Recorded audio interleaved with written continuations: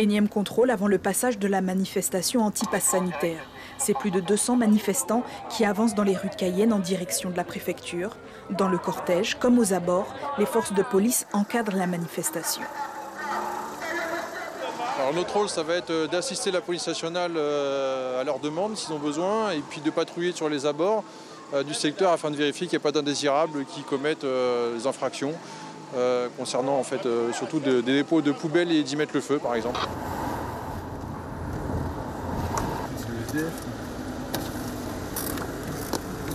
Bonjour.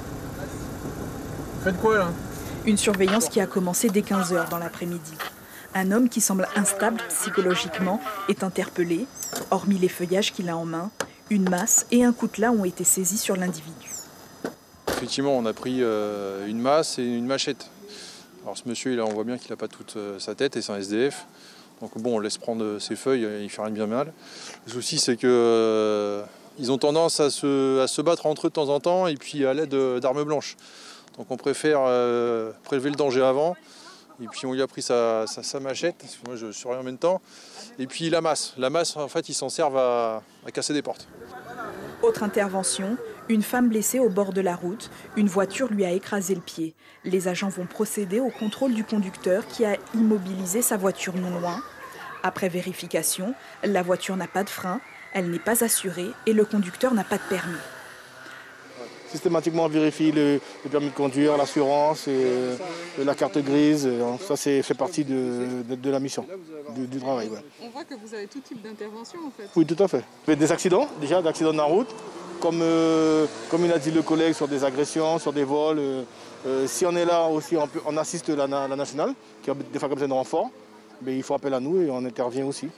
Donc, comme disait le collègue, on intervient sur à peu près tout. À peu près tout. La nuit est tombée et les jardins de la préfecture se sont vidés. La surveillance des rues de Cayenne se fait également via des écrans de contrôle. Nous sommes au centre de supervision de la police municipale. Les 138 caméras offrent une visibilité de la ville et de ses arcades. Comme vous le voyez, la manifestation s'est déroulée sans encombre. Et nous allons continuer notre travail avec la brigade de nuit jusqu'au petit matin. Là, il y a un équipage de la BAC qui a appréhendé le passager d'un cyclomoteur. Ils ne savent pas si ça correspond avec l'affaire de l'agression. Une nouvelle équipe, la brigade de nuit. Elle part à la recherche d'un 2-roues impliqué dans une agression. Assurer la sécurité des personnes et des biens, braquage, alcoolémie, bagarre. Les policiers municipaux ont un champ d'intervention assez large. Les policiers contrôlent le motard qui ne respecte pas l'arrêté préfectoral. Le couvre-feu est à 19 h, il est presque minuit. La nuit, le travail reste le même. Toutefois, la vigilance reste accrue et le risque est plus élevé car les individus sont plus souvent armés. Alors la nuit, il y a une spécificité en Guyane, enfin de nuit comme de jour, mais il y a beaucoup de circulation des armes à feu.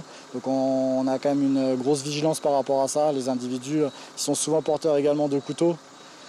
Donc on est très vigilant par rapport à ça. Ouais. À Cayenne, on fait très attention par rapport à ça.